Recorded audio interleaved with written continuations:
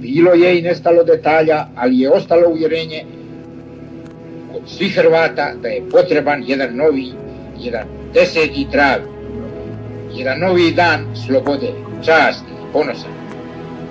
I on je došao možda kada su mnogi vjerovali da je vrlo i vrlo daleko.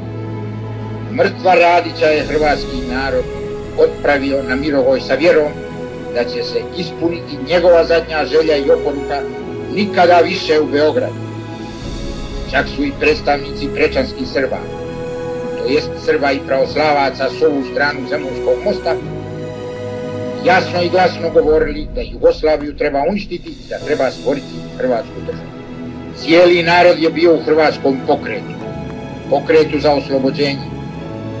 A dok je narod skupljao stare kuburuje i oštrio handžare, političari su i opet trepali o miru, o deklaracijama, o novim reformama, o novim pregovorima, o novim sporazumima i o novoj, tobože boljoj Jugoslaviji.